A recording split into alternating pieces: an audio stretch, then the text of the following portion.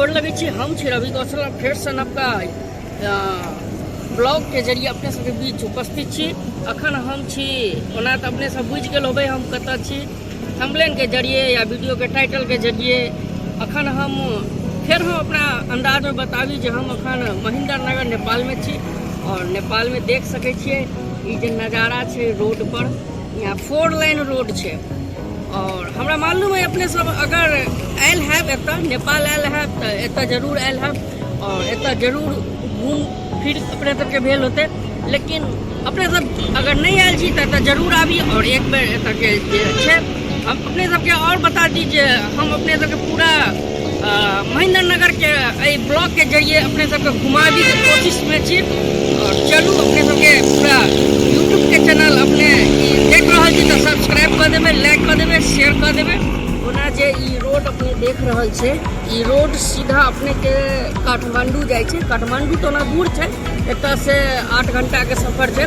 लेकिन एहि रोड जे देख रहल छी ई रोड सीधा बर्दीवास जाइ छै और बर्दीवास होइते काठमांडू जाइ छै जे एतऽ से 8 घंटा के सफर छै। तऽ अपने सब देख सकै छी एतऽ के जे गाड़ी आ रहल छै, गाड़ी जा रहल छै, एतऽ के जे नज़ारा छै बहुत ही। अखन तऽ साँझ के हम ब्लॉगिंग कर रहल छी, ई तऽ कनी धूप में करतियै तऽ और कनी मतलब क्वालिटी कनी बढ़िया रहतियै और अपने के नीक लागत। तऽ ई तऽ हम 6 बजे साँझ में ब्लॉगिंग कर रहल छी, ई हमरा में त्रुटि है। लेकिन एतऽ के जे नज़ारा देख रहल छै 4 लाइन रोड छै, चारों बगल गाड़ी आ रहल है जा रहल है। बहुत नीक हमरा एतऽ के शानदार लोकेशन लागि रहल है।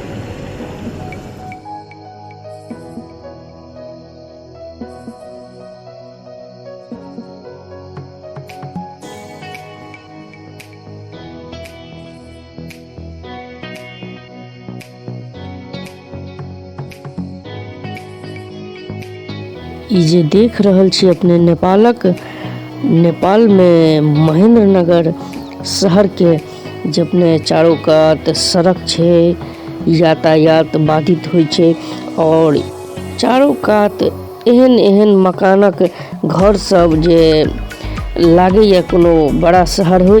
और अपने सबके बता दी बस हम जनकपुर से 18 किलोमीटर दूरी पर छी और जे महेंद्र नगर शहर छै जनकपुर से 18 किलोमीटर मात्र छै एतऽ से।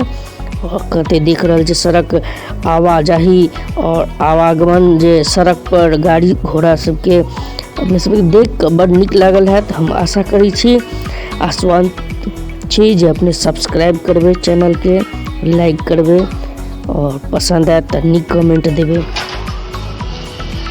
जेना कि हम अहाँ सबसे कहने छलहुँ हम अभी महेंद्र नगर में छी और महेंद्र नगर में अपने सबके ब्लॉगिंग हम कर रहल छी, अपने सब देख रहल छी।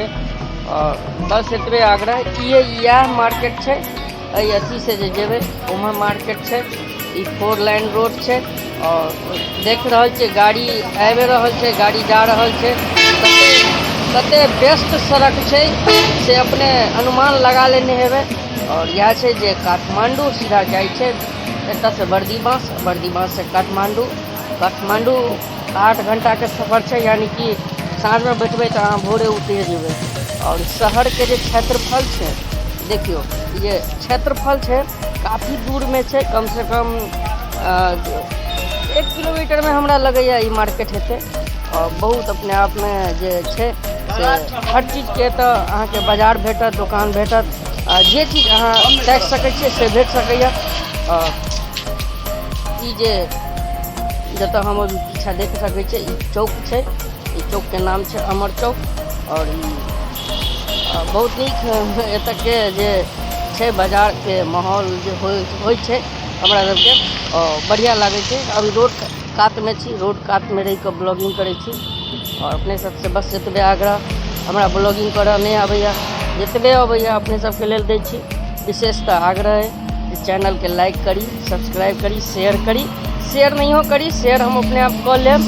बाकी जय मिथिला, जय मैथिली आ जय जय अहाँ सबके। धन्यवाद।